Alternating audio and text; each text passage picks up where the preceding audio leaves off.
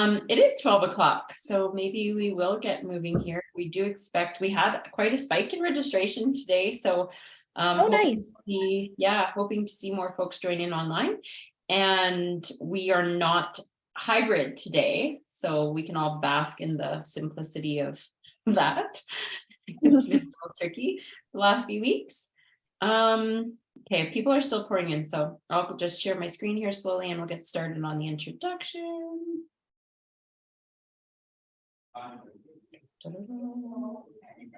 Desktop, Google.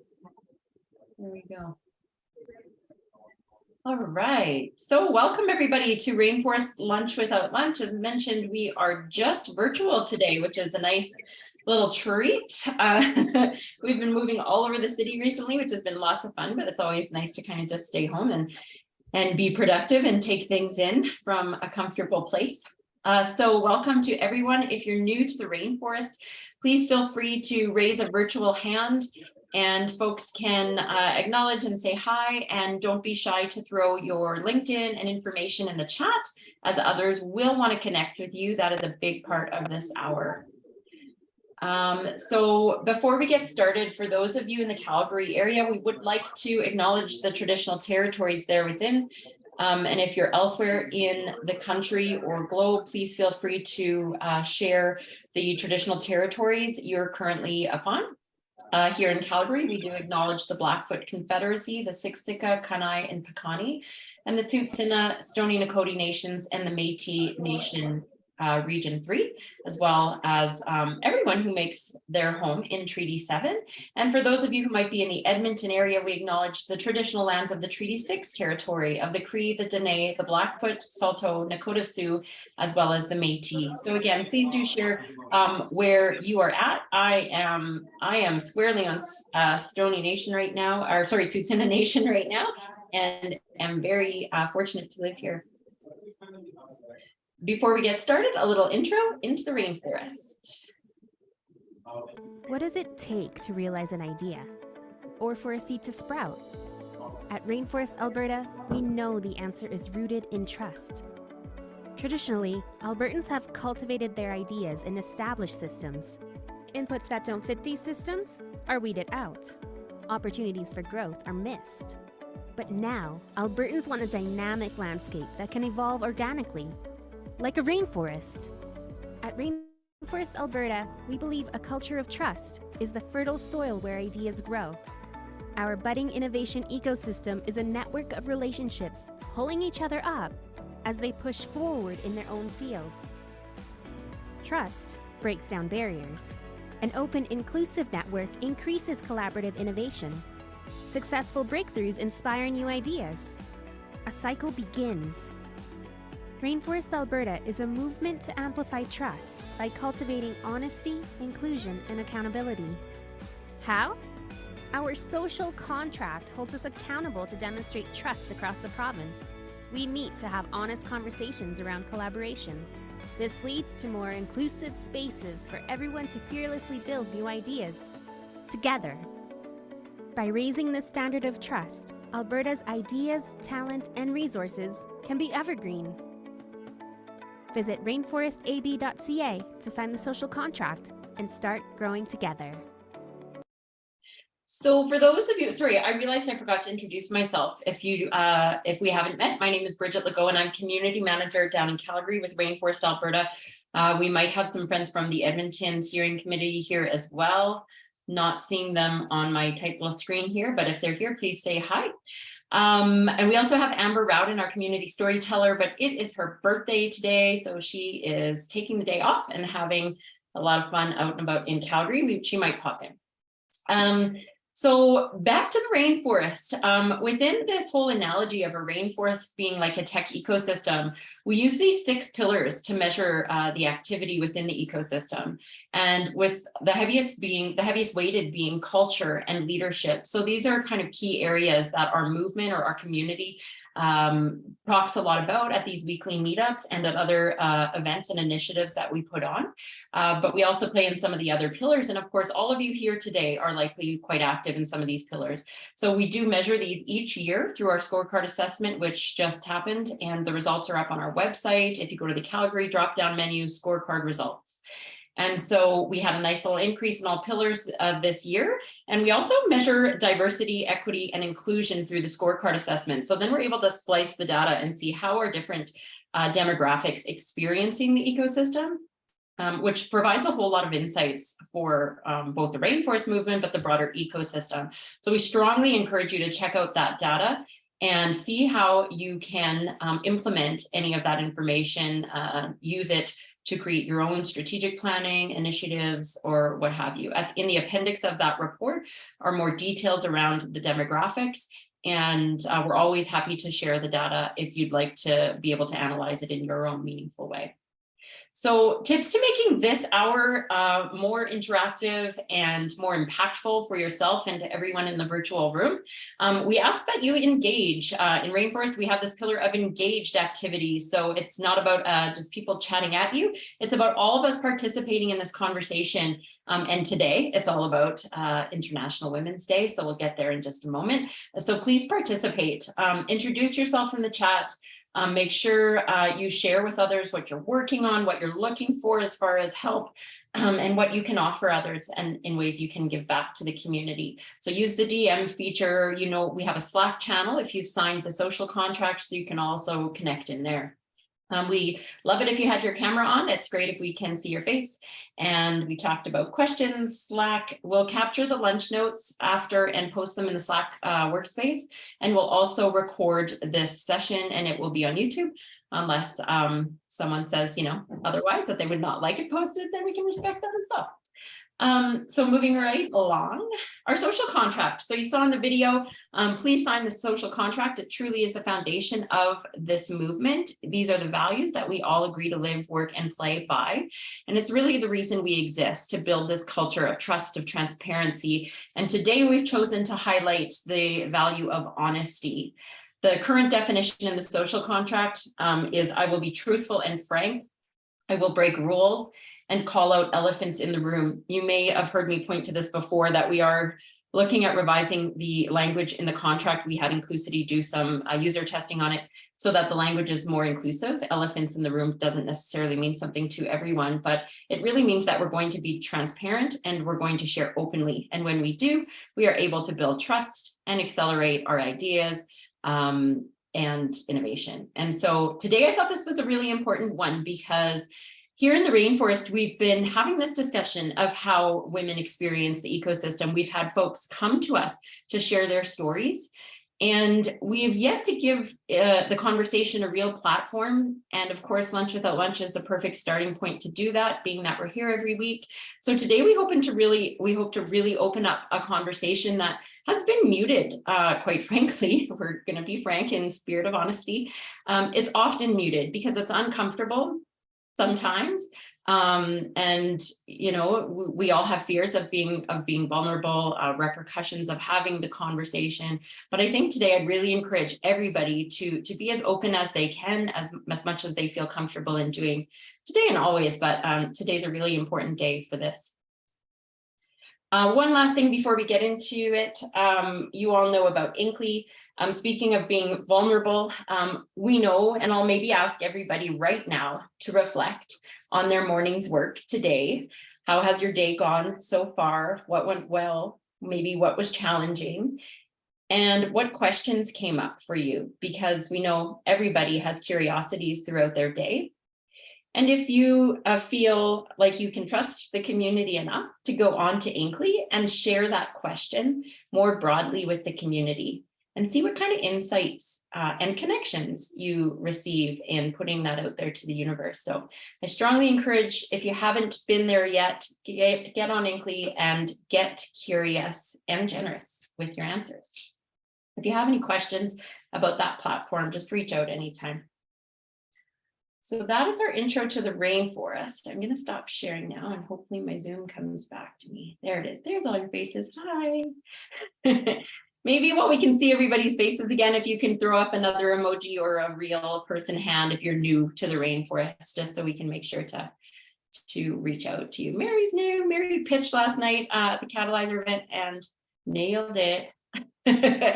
And we'll be on our panel here today. So because I don't have my trusty friend Amber with me, bear with me while I just spotlight the women who are going to be joining our, I'm not going to say panel because I don't like panels. Some of you may know that about me. But I do want to ensure that you're all spotlighted. And maybe actually what we'll do, so as you know, we have some women today, some are founders, some working in tech, who are going to be sharing some of their experiences, and I'll get them to introduce themselves because I'm sure I wouldn't do it justice. So Alisha, while I figure out my spotlighting, do you want to start with introducing yourself and maybe pass the baton on afterwards? Yeah, sure. My name's Alisha Olandesca. I am the CFO and co-founder of two businesses here, SOS Charging Solutions. We provide mobile phone charging to conferences and conventions across North America. And now my next venture is Simple AR. So we provide web-based augmented reality as an experiential marketing tool. We really want to democratize how augmented reality is used. And that's really our vision, is to bring it to the masses in a way that's simple. So that's me. I'm also a professional fiber artist. I'm a runner and a mom of teenagers. So that's intense. I'm really happy to be here. A little bit nervous, but that's okay. Sarah, do you want to go next? Thanks, Alisha. Hello, everybody. Nice to be here. My name is Sarah Mateshaytis. I am co-founder of Collectively Tangled. We're a social enterprise that provides mental health services specific to entrepreneurs and those in the startup and innovation space.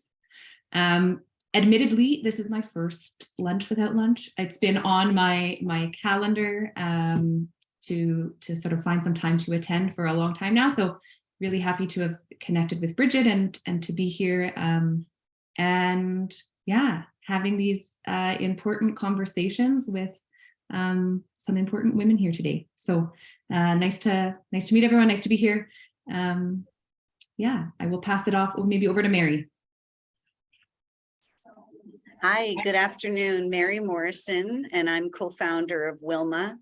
Wilma is North America's first membership ride platform for women and gender diverse people. So we have just recently launched in London, Ontario, and I'm just so grateful that I've had the introduction to Bridget to be invited to this community. And I look forward to learning more and sharing more with everybody.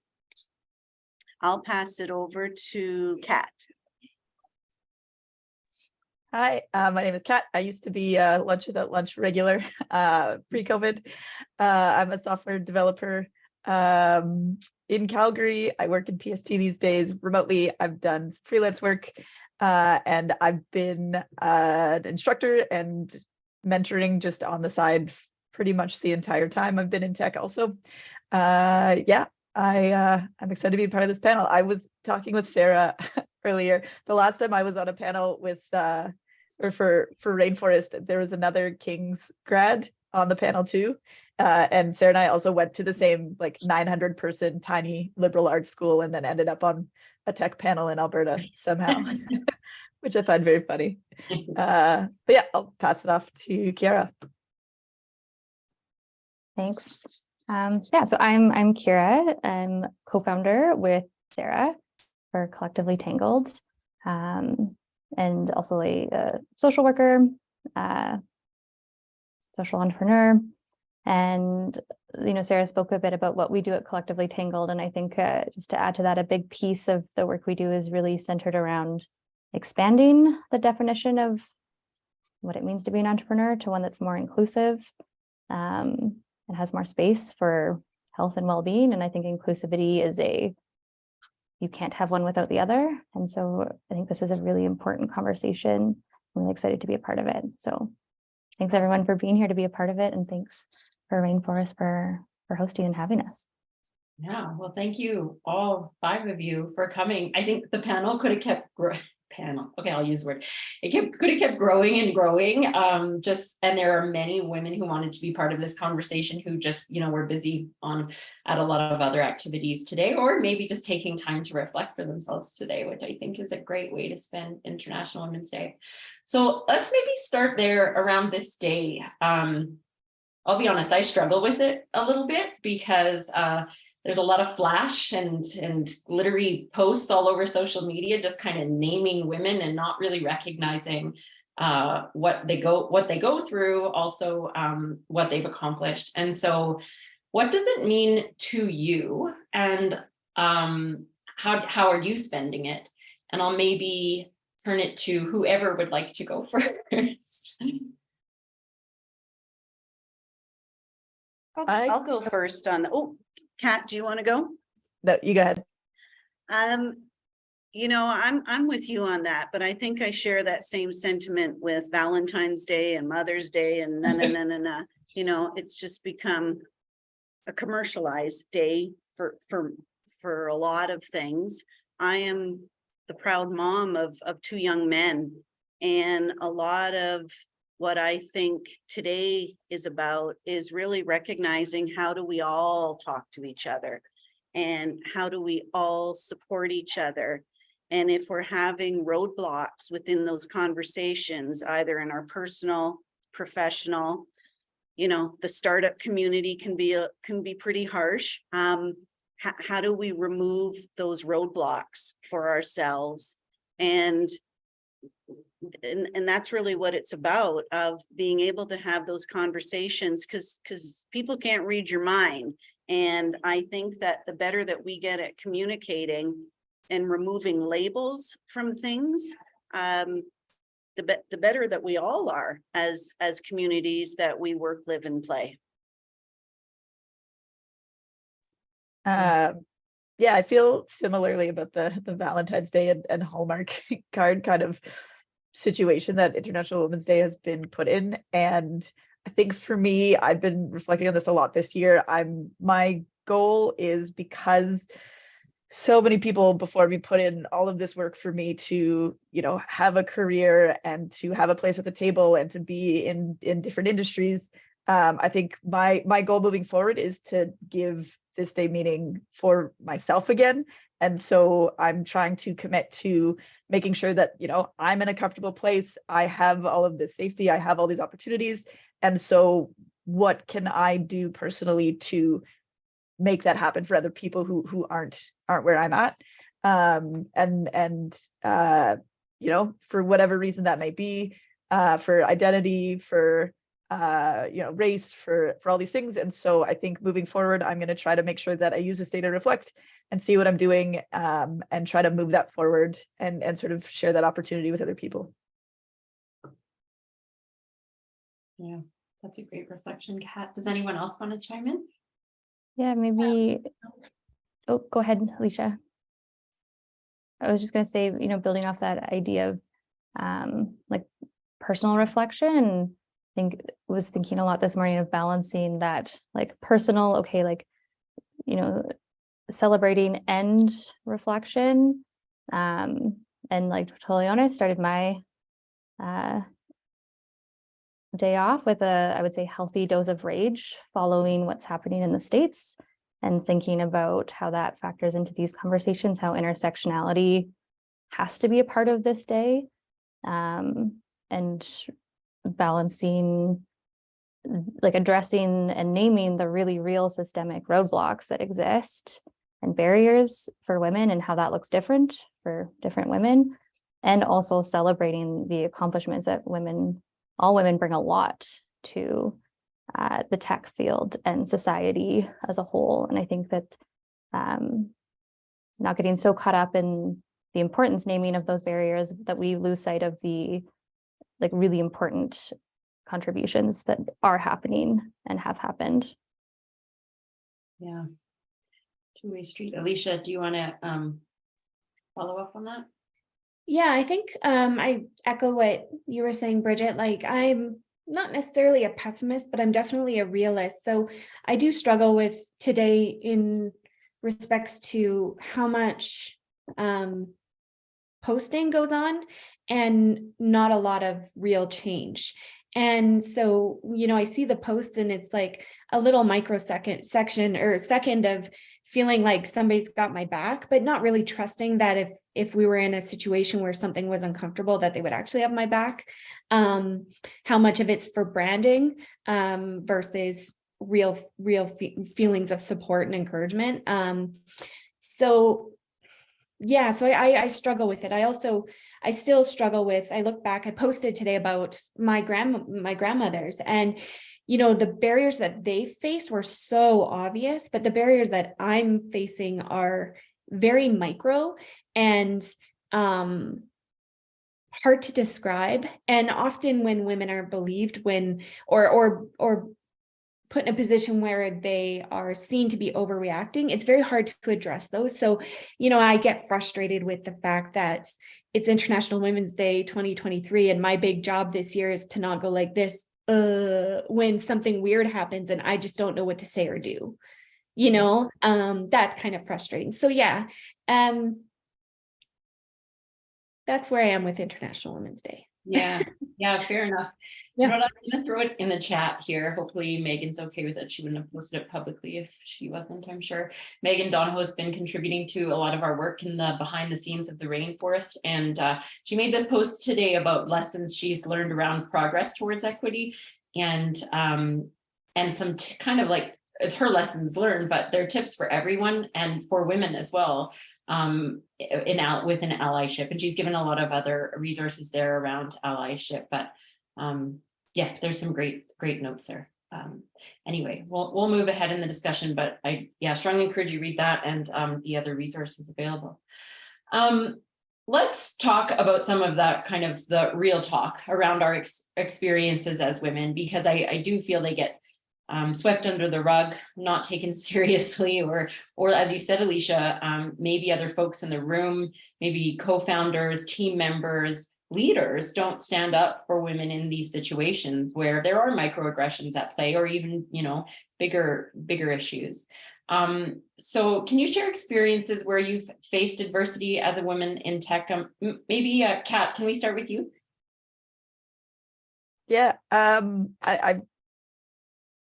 it's interesting. I just actually made a post about this, kind of a bit of tongue in cheek on LinkedIn, but like I joke that I am essentially like a rich white man when it comes to a lot of things, because I do have a lot of privilege and I'm pretty outspoken, and I have a lot of safety in that. And so it's been interesting being in tech and seeing kind of the change, because I think on one hand I've been really excited about working in this field where everyone is like excited and ready to go, especially in the startup space, coming from government work, where it's a little bit different and the energy is a little bit different. But then coming into tech, like sometimes I know I'm the only female being interviewed for a position. Sometimes I know I'm going to be the only female in the room. I do have to wonder sometimes if I'm being hired because I'm a competent developer or because I'm a diversity hire. And I've straight up had potential employers tell me in the interview that they don't care about my competency, but they need a female on the team because they have none, which was a big red flag for me. And in little day-to-day stuff, like I've found quite often, like I've been the only female engineer on multiple teams at this point, and I have seen myself be the only note taker in meetings, and just little tiny things like that. I've been asked to be the party planner at multiple companies, when it's like, I think, I'm not putting down the work of people who do the social things, because I think they're important to company morale and stuff like that. But we have an HR team, we have a people team. Maybe an engineer is not the person who's going to be booking your bowling alley reservation. And so little things like that. And I think for a long time, when I was a little bit more junior, I would just kind of shut up and do it. And I've been having a lot of funny conversations where I'm trying to push back on male counterparts and seniors and kind of ask them why a certain role or question was directed at me, or why I'm the one being asked to do emotional labor when it should actually be coming from a male counterpart. Yeah. I think we can all relate to the note taking and the party planning. I spoke to another a woman who was working for a SaaS company, and the parties, I don't know who planned them, but the parties were always playing video games and cracking beers. She was like, I just don't do those things. She was on the BD team. So, you know, talk about inclusivity.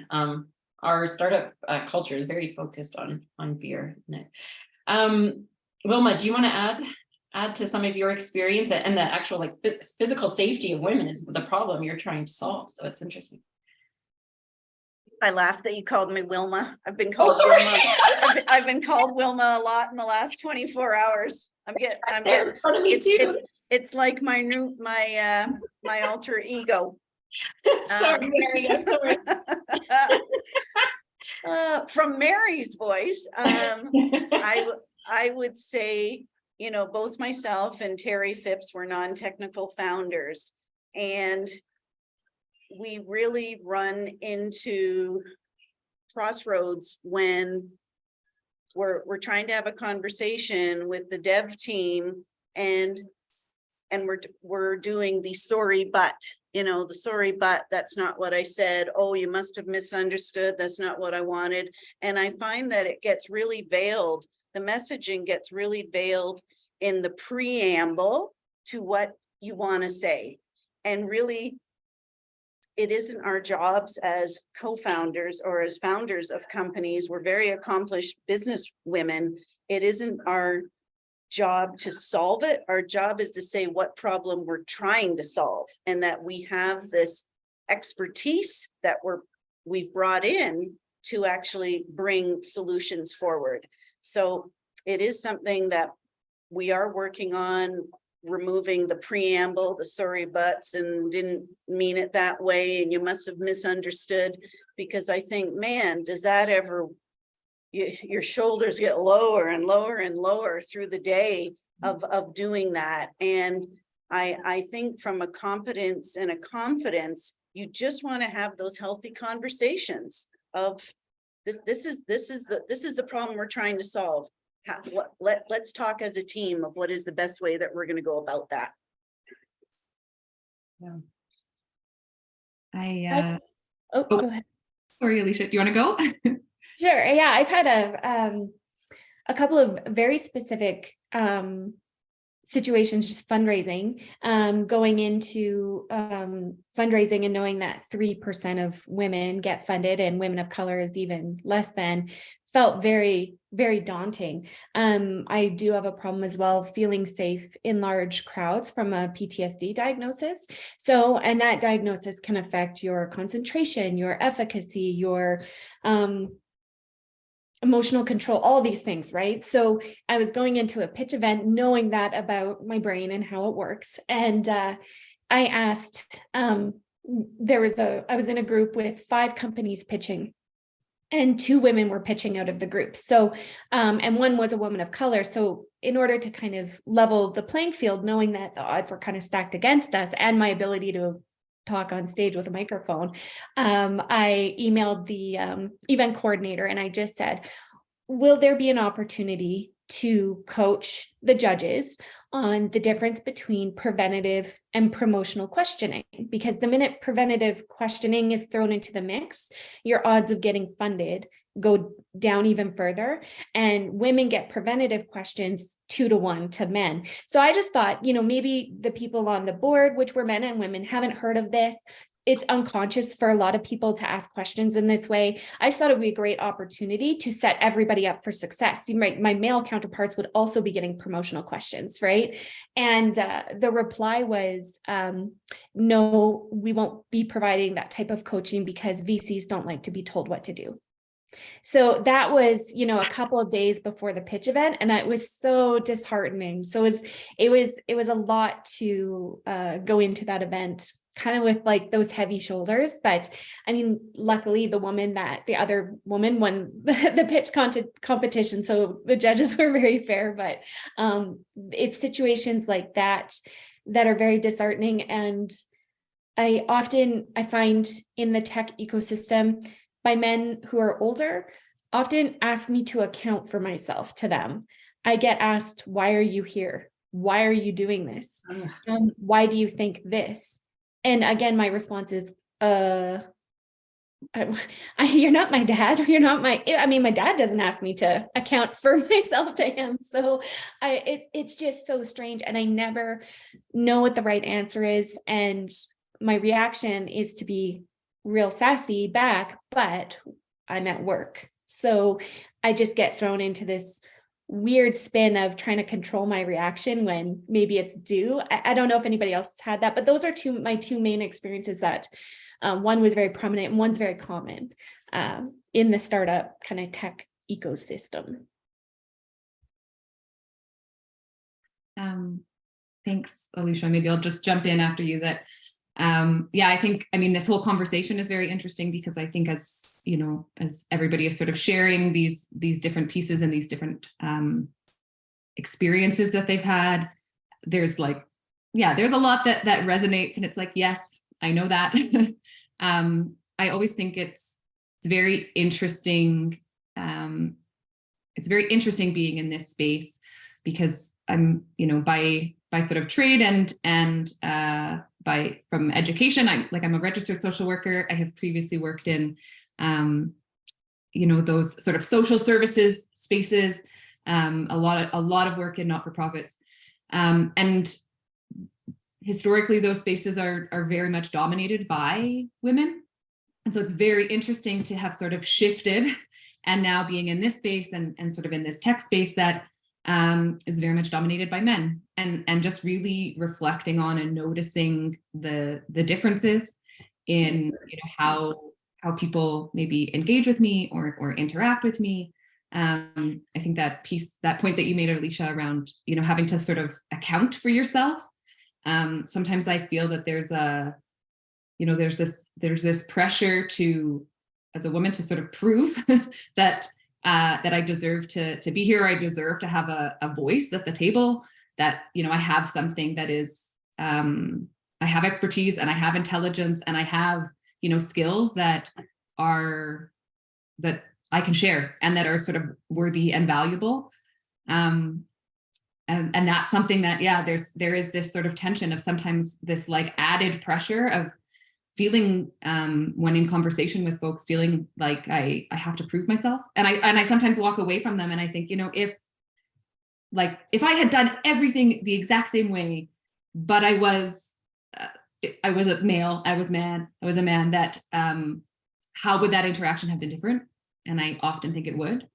I also think, though, what you said, Kat, around, I also acknowledge the huge amount of privilege that I have in coming into this space as a white woman. And so I think that that's important to acknowledge too. So like honoring the experiences that I have, and also recognizing that I know that there are other women trying to sort of come to the table or come into this space that don't have the same privileges that I have and have a lot more stacked up against them, right? Like the current is stronger that they're pushing against. Really, one quick thing to add, I think that like everything that everyone shared resonates a lot. And I think often when connecting with women, it's like, yep, there's a universality in terms of the microaggressions and what that looks like. And I think that an important piece is the constant nature of it. It's not the one meeting, feels like so many meetings, and the responsibility being put on the individual to say no or advocate or stand up, and the cost that has to always feel in that position. And I think it's an interesting flip too, if we think of the cost, like what you were sharing with Alisha, that, for those VCs, like there's a cost to them, whether they realize it or not, that, there's lots of research that when you invest in women and women founders, that is often a really great investment. And so by them setting themselves up to not, without even realizing it, like they are making a biased and potentially poor investment choice by not asking or not thinking about the questions that they're asking. And so, yes, that has a huge cost for women founders, but like also for the VCs. And I think that's something that in putting all the responsibility on individuals and on women, that gets lost, of you're losing too in that. Yeah. Really, really good points. Okay, we'll move on to kind of the next area. We touched a bit on raising capital. Has anyone else raised capital here? Alisha, you are, Mary, are you guys raising? Yeah, what has your experience been like raising capital as a woman? So we've been raising in our pre-seed round, and I would say when we get in front of people, like just friends and family and friends of those connections, it's been positive. Where we run into stalls and kind of scratch our head saying, what, is actually through more the traditional methods with banks, and trying really to establish, and that's really how I usually, when we are meeting with more of those traditional sources of lending and things like that, we really want to be on a partnership, like on a journey with someone. And I find even, and this is like a proof point, there's a gentleman friend of mine, both of us similar startup, similar. He wasn't asked for personal collateral. You know, both Terry and I were asked for personal collateral, and when you say why, you know, then you're almost aggressive, and you're not being aggressive. You're just saying, help me understand. Is it just your bank, or is it just like, walk me through why were we asked for this when I know somebody else very similar, a man wasn't asked for that. And you run the risk, it's really difficult because you run the risk of pissing off a whole bunch of people when you're just trying to stand up for yourself as a founder and really trying to establish do they want a partnership? Are they just wanting to validate me as a female founder, which you can do that in other ways. So it's been tricky. We've been lucky through our pre-seed. Like I said, it's been more through the traditional word of mouth. You got to talk to this person, that person, but we have had some challenges through more of those traditional, I call them traditional methods. Mm-hmm. Yeah. It's interesting, hey, when the ecosystem speaks of wanting to grow, wanting to create more entrepreneurs, more startups, yet 51% of the population are facing these types of challenges. It's a slog. Alisha, did you want to add to your experiences? I know you already touched a bit on them, but.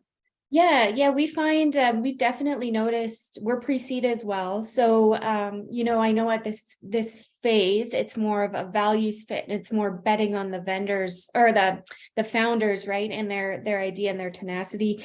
It's interesting that in my experience, and I don't want to generalize men, but when you talk to a man, it's almost like. It's funny. It's this very specific look of the eyes kind of glaze over and they're doing math, and that there's no like active listening. And that's been something I've noticed this year. And it's the other thing that I've really noticed is the traditional kind of pitch and first meeting setup isn't really it's not good for me. And so I'm assuming if there's lots of women like me, it's not good for them. So you often get 20 minutes and it's kind of like you're expected to dance a little bit. You got to hit all your points. And really what ends up happening is the VC is taking next meetings with people who are really good at pitching. Whereas the women that I've talked to in this space, they'll ask me, how do you want the meeting to go? Does it need to be 40 minutes? How do you feel like, how would you like this to go? And if I say I'm more comfortable having a conversation, then that's what we do.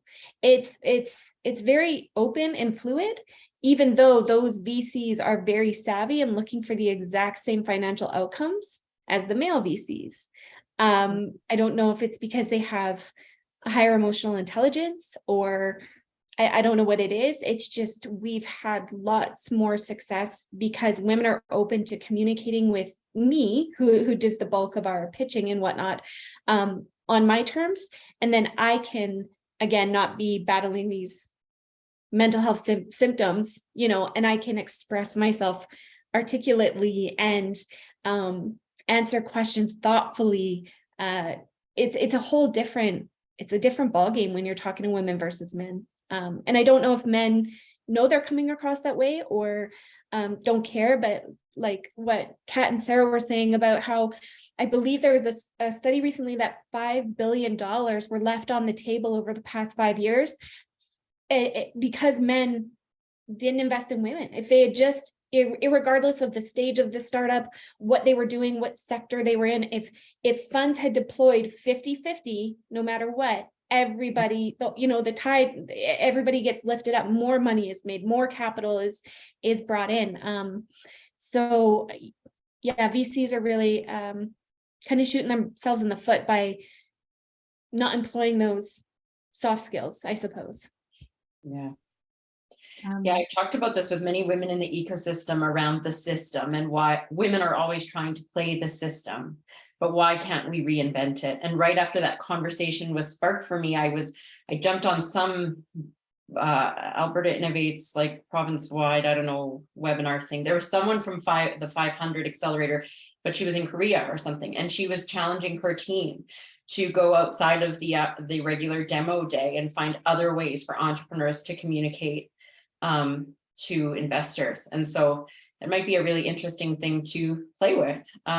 Though, these systems they run deep, and yeah. Maybe we'll turn over to Kat a little, because Kat's working in a traditionally otherwise kind of bro culture type of, software development. You think of like the TV shows with all the guys nerding out. What's it? Well, you spoke to a few things, Kat, but like, what is it really like? Do you have a group of women within the dev scene too that you roll with, that you can maybe expand to our community or share with our community? Yeah, I mean, I've been like a very active member of Chic Geek from literally the day I graduated boot camp, just jumped in. And I really love the messaging that they put across. I really love the work that they do. And like, I was the first female hired at the entire company when I worked for Neo Financial.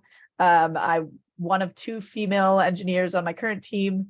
And so it's not uncommon for me to be the only female in the room. And I was thinking about this question before, and I would define myself as driven and passionate. And I am, a late career pivot, switched into development in my 30s, and I really want to catch up, and I really want to perform, and I really want to excel at this career that I love. And so I find that because I'm driven and passionate, as I would like to call it, I when I get frustrated, I get emotional, and I don't think that's necessarily a female quality, but it's a quality of me as a person. But because I'm the only female in the room expressing my feelings that way and tearing up and getting emotional, I think there's often a question from my male counterparts about like, oh no, did we hurt her feelings? Like, and try to tiptoe around me in a way that I don't want to be tiptoed around. I want to be productive, and I want my work to get unblocked. It's not about my feelings, but this is just how my feelings come out. And so I think that's really interesting. But honestly, my current manager at Checkfront has been like the most amazing manager when it comes to me being one of the only females on the team. And he regularly checks in with me about like, can they be doing more to support me? Like, how do I feel being the only female on the team? Like, and he's the one who pointed out that I was note taking. I didn't even notice that was a thing I did. Because for me, I just want to be helpful, and I want to, my mother told me when I started working, period, to just do the stuff that no one wants to do and do it with a smile, and you'll be irreplaceable. And so that's always been my attitude. And he was the one who said, you don't have to note take, like you have things to contribute. You don't have to sit in silence and just take everyone else's notes. Like you have a seat at the table. And so that's been really eye-opening for me. And I've been trying to kind of roll with that and push that forward, that narrative forward with everything else. Yeah.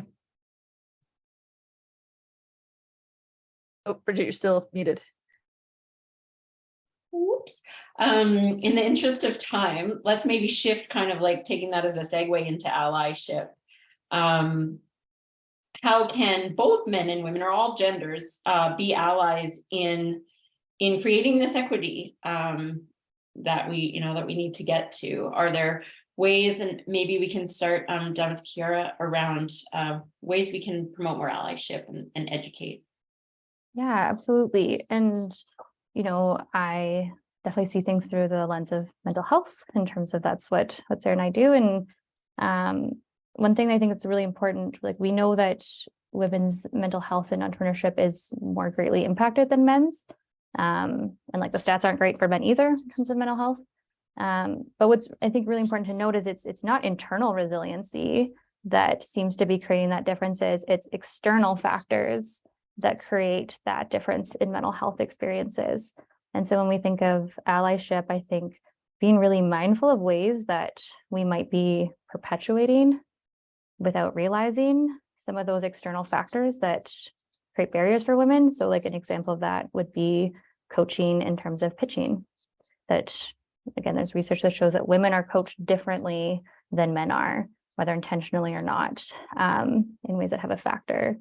And I think like the ecosystem plays a huge role in all of this. That like there was a report in 2022 about the state of women entrepreneurs in Canada, and it said that most incubators and accelerators and programs for entrepreneurs do not meet the needs of women, and even more so when we look at like women of color or LGBTQ women.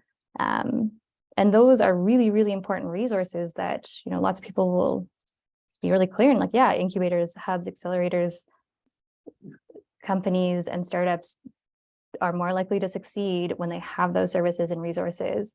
And so if 51% of the population, those actually don't meet their needs, like that's a huge implications for that. So I think allyship is really thinking critically of, well, why not? And why don't we prioritize that? And what are ways that I might individually be, without realizing it, perpetuating it, and also maybe complicit in some of those systems that aren't meeting women's needs. Yeah, great point. I'd love to see that research. Who wants to go next? Mary? You know what? I never really saw any kind of bias in my corporate career. It was all about results. So I was, promoted throughout and same with Terry, both of us had really successful corporate careers.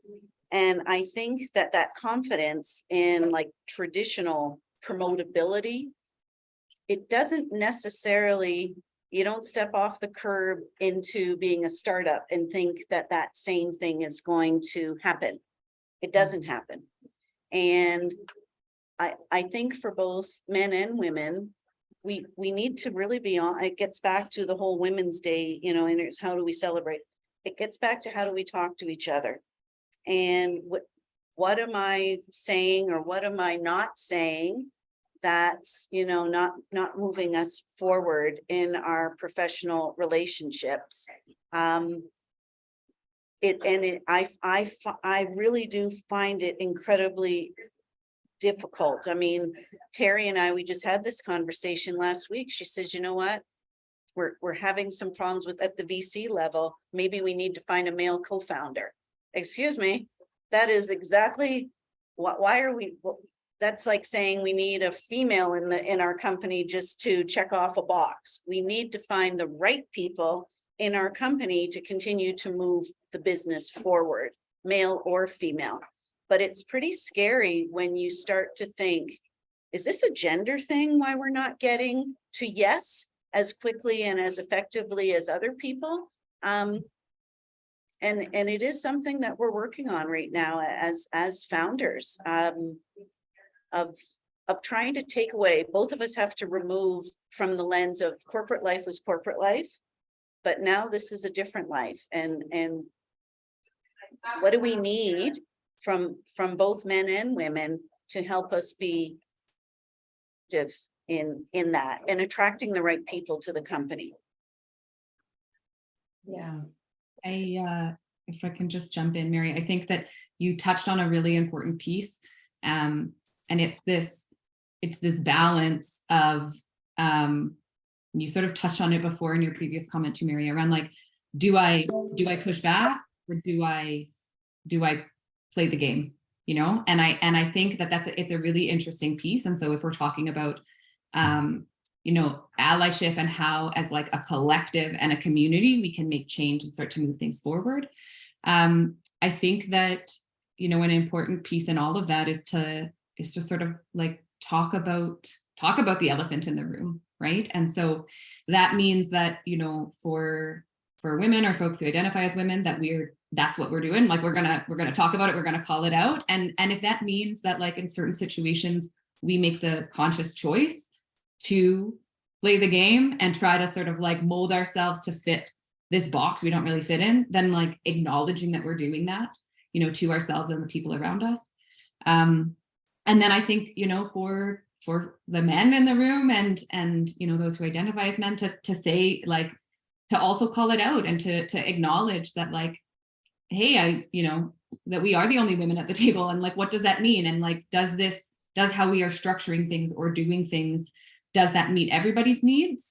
And sort of asking those questions and being curious, and yeah, like really encouraging the conversation, because I think that we need to talk about it in order to do something, and pretending that the differences and the bias and, you know, that they don't exist, that's not getting us anywhere. Mm-hmm. I've got 2 points on allyship that kind of build off of that. I spoke about kind of like micro things, or things that you can't really talk about, or else you look like you're complaining. It's hard to address in the moment, those weird things. So I suggest men read for themselves some of the facts that are out there. So we actually have hard data about the female experience. And one of those that really, I think, impacts work is that 1 in 6, so of all the women here, 1 in 6 have been experienced domestic violence or sexual violence. So if you're in a room full of women, knowing that what the experience is of the women in the room can be very helpful in you being self-aware. So, you know, there's 51% of us are women, and 41% of us have been victimized. So 94% of those are dealing with PTSD and haven't resolved it. So the lack of concentration, all of those symptoms play into how that woman shows up at work. And if you can be self-aware about how you show up to women who are kind of juggling what's going on in their brains and also trying to get their work done, or network or pitch or whatever it is, that could be really, really helpful. Because, you know, I know when I go into a room, a large room, I'm looking at a group of men that maybe I don't know or don't trust. And I know that 1 in 16 of them are abusers. So I don't feel safe. And just being aware of that, Googling it yourself, that is really, really helpful. Knowing, like, if I'm walking in a hallway alone with a woman, maybe I wait, give her some space ahead of me, things like that. Being supportive of how women show up to work, and hearing them and believing them about their experiences at work, like Kat's boss, that's huge. That is huge. You know, I think it really comes down to being self-aware. So knowing that women are having this experience, and then just being conscious of your own behavior. A lot of what men do isn't implicitly wrong or bad. It's just subconscious. So empathy goes a long way. Putting yourselves in somebody else's shoes can be really, really helpful in making a woman feel understood and safe to do the work that she needs to get done. I have a little thing to add. Thank you so much for sharing that. Yeah, a lot of things I haven't even reflected on in that, and those stats are crazy. With my other hat, I do a lot of teaching and mentoring, and what I've found is, and bringing this back to a little bit of discussion about intersectionality, is there's a huge gap in accessible education for people who don't necessarily identify in the, you know, general black and white spectrum of things. And what I've found, especially with trans women, is education and communication needs to try to meet that demographic pretty specifically in a different way, because these are people who face a disproportionate amount of adversity, a disproportionate amount of violence, a disproportionate amount of rejection from friends and family, in their childhood and beyond. And so what I found in working with this particular group of people is that they're incredibly resilient. Quite often they're the top performer in their class or their group, but they don't necessarily have the means of communication to work within teams the way that some of us might have had, because we grew up in these spaces that let us be heard and let us participate and let us be a part of larger systems. And so something I'm working on now is trying to kind of figure out the gaps in education specifically for trans communities, because I think there's a big lack of empathy and just taking the time, no matter who you are, no matter what your background is, and if someone is being frustrated and if someone is showing some sort of negative emotion, instead of getting your back up against the wall and getting upset, ask them, like, what do you need from me? What do you need for communication? What do you need to move this forward? Whether or not you're another group member, you're a senior, you're working under them, if you see that kind of frustration, just ask, like, what do you need? Because that's what I've been learning in my education journey that's missing for almost everyone who's coming into the space. Wow. Lots of impact was created for me anyway with everything you all shared. Many of things I've shared with you in particular, or with the broader kind of women in the ecosystem. And I'm really, really, really grateful for your generosity and vulnerability in sharing your stories today, because they're the stories of 51% of the population. And so we're really happy to finally start having these conversations more openly. This will be the first of many more, hopefully, here in the rainforest. So thank you all for being here today. Time just flew by.